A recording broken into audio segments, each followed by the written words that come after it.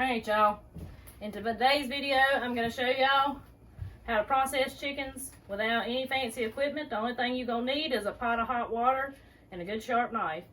So if you're squeamish about that kind of stuff, you probably go ahead and turn this video off now, because I'm going to show you exactly how to do it.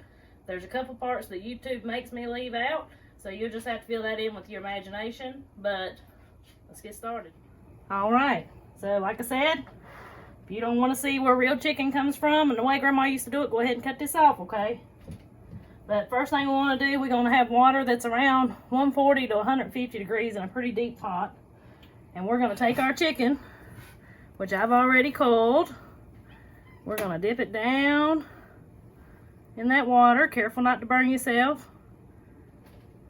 This right here is going to make those feathers release. Now, it may take a couple of dips. Because see those feathers, some of those feathers are still dry. They repel water. So, it takes a little bit. And plus, these chickens are red. Hey, Tom! And we're pulling the feathers right here. And them wing feathers are not coming off easy yet. So we're not done. And this water is not hot enough to really, per se, cook the meat, okay? Now you also have the option to skin these birds, but I like a little skin on mine. See, that come out pretty easy. Yep. And see how easy that pulled out? That bird's about ready. I'm going to dip him one more good time, get those legs good and wet, and he's going to go to the sink. So now it's time for everybody's favorite part. No fancy plucker needed. We're just going to start pulling out feathers, y'all. And we're going to do the best we can. See how easy those are coming off? We got a real good scald on that chicken. And I got a bucket right here. I'm throwing them in. Now you're going to notice your regular backyard roosters and chickens that are not Cornish cross or not meat birds, they ain't going to have the meat on them like us as the consumer is used to buying from the grocery store, okay? That's because that's been bred into them chickens to be huge. But if you want a lot of flavor and you got a lot of backyard chickens running around, honey hush, you better go out there and get you some. As long as you cook them the right way, they're going to be the best chicken you've ever eaten. But see how easy these feathers are coming out? It's not always this easy, y'all. Depends on your water and how hot your water is. Water's the right temperature, usually your feathers will come out pretty good. Your main test is those big wing feathers. If those big wing feathers come out pretty good, you should be in pretty good shape.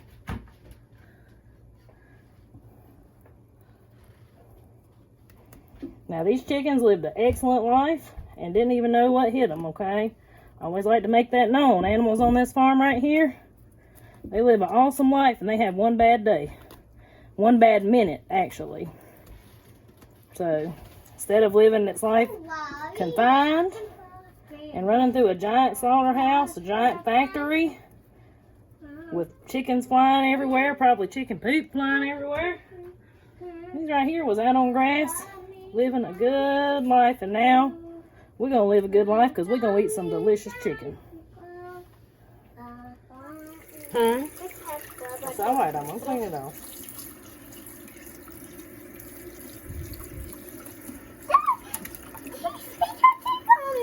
You want me to turn it around the other way? Yeah. Will it make it easier? Grab him by the handful. Hey, I'm never gonna grab tail. You're not? No. Yeah. It's so sticky.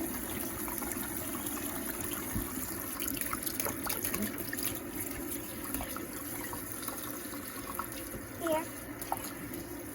Here.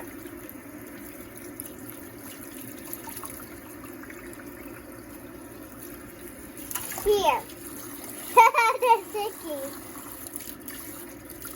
I told you just lay it there beside of it. Alright. This one's pretty good, I think. Now you gotta help me do mine because I'm slow. Here. That's okay, you're just learning. what's helping you? The chicken. From the here. Alright, that looks Here. pretty decent. Here, I need to wash my hands.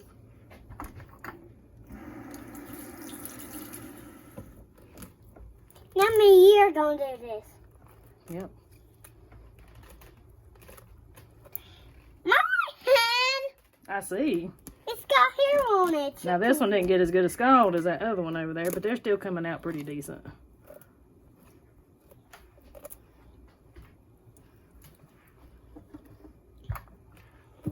So the next thing you need is a good sharp knife. We like the Victorinox knives, but they make a lot of good ones. And what you're going to want to do is you're going to cut your feet off. You find that joint.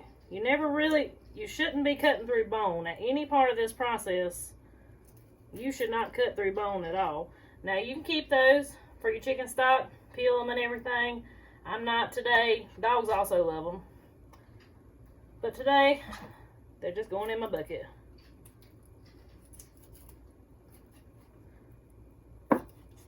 Now, there comes a point in most chicken owners' lives that, especially if you hatch your own eggs and do things like that, that you'll come and have too many roosters.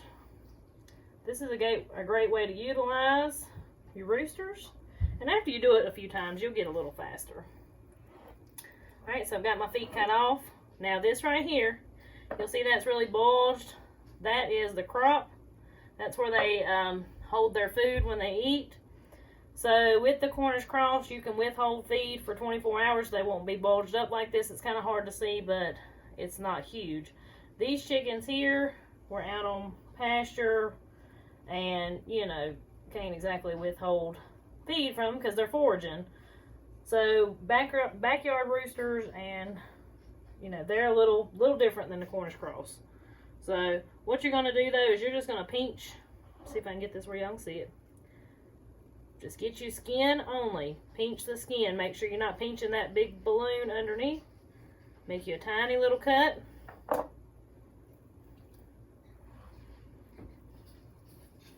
And you're going to kind of peel this away. It's going to be attached to the breast. Get your finger in there and kind of just peel that away. We're not using our knife here because we don't want to puncture that no more than we have to, because we are going to have to cut it where it's so big, but we don't want to be poking holes all in it.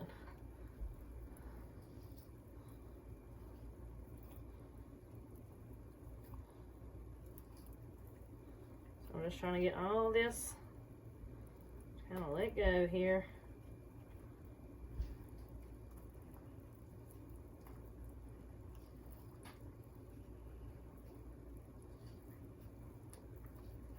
Don't get discouraged after your first, second, third, fourth, fifth time if you're still slow. I've been doing this for 3 years, so, you know, you get better with time. You just get a little better and a little better. Alright, so I've got all that let loose. Now I'm going to hunt for my windpipe and my esophagus, which you'll find right in the crevice of your breast there. Stick your finger up in there and kind of get that to let go.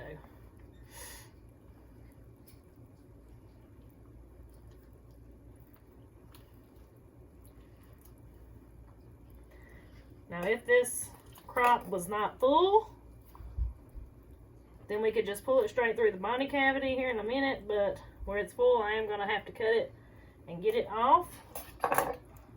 We'll try to turn this where y'all can see it. So what I'm going to do is kind of pull everything towards the end here. And we will probably still have some grain or grass right here where you can see it. Don't let it freak you out. We can wash it in the sink, okay? And we're going to cut that. Keep that closed, like so, holding it like a balloon, and drop that in your gut bucket there. Okay? So now that front part's done, and I'll be watching for more feathers. And I'll probably cut that neck skin off anyway. That's why I kind of left some of that. But when you're plucking by hand, you'll always find a few more and a few more, no matter how good you do it. Alright.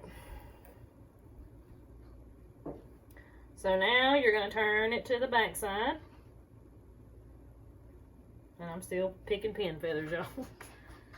Alright, you're going to turn it to the back side. You're going to come right up above these bones here. You'll see these little hip bones. You can especially see that in backyard roosters. The meat birds like Cornish cross, not so much, but you can really see it on these backyard birds. So come right up above that. You're going to just pinch the skin like we did up there. This skin's a little tougher. And you're going to make one small cut like that. Then you're just going to kind of rip that skin a little bit. Our goal here is to not puncture the GI tract. So that's why I'm not digging in there with my knife real far, you know.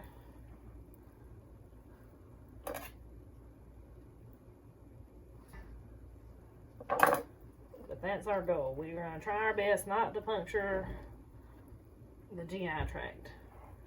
Open it up like that. You can see their intestines.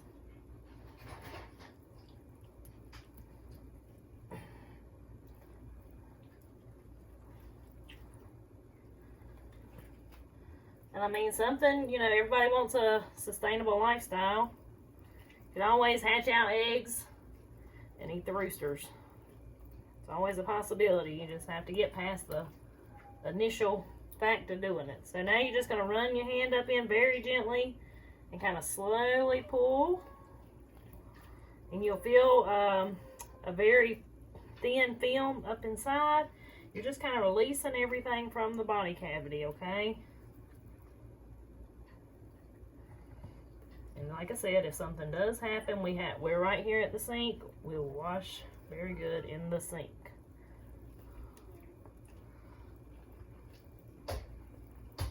Folks with big hands may not be so easy for you. You may have to get you somebody else to help you out in this aspect of it. And some people like to just part them out and not even take the guts out. So I don't do all that. We just cook them whole. See how just a little at a time. I'm just pulling out a little at a time, being careful not to puncture anything.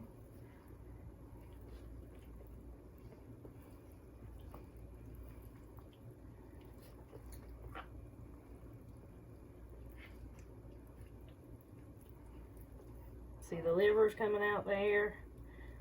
And you can keep that liver, make you some chicken livers if you want to. Now I do suggest, if you're going to make them out of fresh liver, soak them in salt water overnight before you eat them, because they're very irony if you don't. Alright, see there? Pulled out everything. There's the heart. There is the piece from the crop that we cut here in the front. Just slowly worked all that out. Make sure your liver's a good color. It means you had a good healthy chicken. If it's that brownish color, burgundy, so it means you had a good healthy chicken. So you just come on out with your intestines. You can also keep the hearts and cut those up and fry them in little pieces. They're pretty good. Now what you're going to do is you're going to lightly hold your intestine like this. See there? I've got it. We're going to go down beside these two bones right here.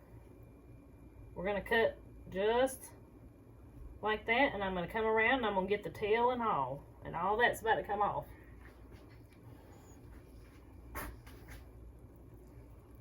So we're going to start on one side, cut down right beside that bone all the way past the tail. Then we're going to come on this side. I can't do it with that hand. I ain't trying to stand in front of y'all. We're going to come down like that. Alright, now I want to show y'all here what all we want to make sure we're going to get out. This sac here, and there's your intestines, and that needs to come out too, okay? We're going to come all the way around. We're just going to take the tail off. Some people leave the tail on. I assume just take it off. I'm not going to eat the tail. If any of y'all eat the tail, let me know. I don't think there's really any meat there. If you are going to leave the tail on there, make sure you take that little thing off the top of it. But I'd just soon cut it all off. So again, back here at the tail, you shouldn't be cutting through bone. You should go right in between the vertebrae. All that's going to go in my bucket. If you like to keep the gizzards, there it is. If you ever clean one, you probably won't want to keep them no more. Just being honest. Now, what you're going to do is, now what we have left is the lungs. So the lungs lay against the rib cage. So if you feel up in against the rib cage and it feels smooth and you can't feel each individual rib up at the very top towards here, this is where your hand's going, is towards there. If you can't feel that, the individual ribs, your lungs are still in there. So what you'll do is start at the top of the rib cage. You're going to take your hands and kind of scoop down. You scoop them out. Sometimes you can scoop them out whole. Sometimes it's in little tiny pieces. So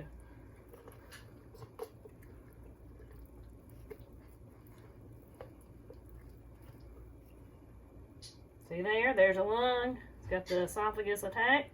The windpipe attached. So that's what you're looking for. So you gotta get the other one out. Now, if you happen to leave the lungs in there and forget to get them out or whatever, I mean, they're edible. It ain't gonna hurt you. It just might freak somebody out if they look in their chicken and see lungs in there or something. There's the other one. So then what I do is just feel up in there, make sure I don't feel anything else. I'm going to come around here and actually, I'm going to cut this neck off. Now it's got some blood and everything on there, so we're going to take care of that in a second. I'm going to try to find in between that vertebrae so I'm not cutting bone like that.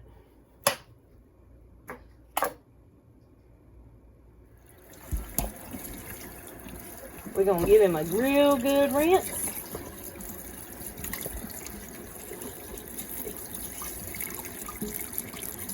One thing you got to remember about chickens that are not Cornish cross or the fast growing meat birds is these are not roasting chickens. You can't cook them fast. You got to cook them low and slow and they will be absolutely delicious. And I think these are going to go in my smoker.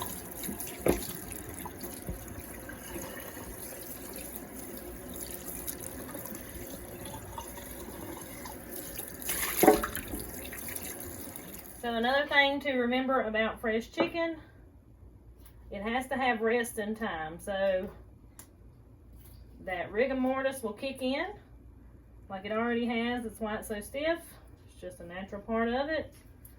And if you cook it, if I were to cook this right now, it'd be kind of tough and rubbery. I mean, it would still have a good taste, but it would be tougher than it should be. So your best bet is to let them rest in the refrigerator 24 to 48 hours before you're going to eat them to have the best tasting and best textured chicken. So if you have any questions for me, or if this is something that you do too, this is kind of the old-fashioned way, I guess you'd call it, because like I said, all I had was a knife and a pot of boiling water, and look at this nice chicken meal that I'm gonna have. Okay, those backyard roosters ain't doing nobody no good. You can't get no money for them no way, so might as well eat them. But anyways, appreciate you watching. I hope you learned a little something. If you hadn't subscribed to the channel already, and you like this kind of stuff, go ahead and hit that subscribe button and share it with your friends if you think this is something that can help somebody. And I'll talk to y'all next time.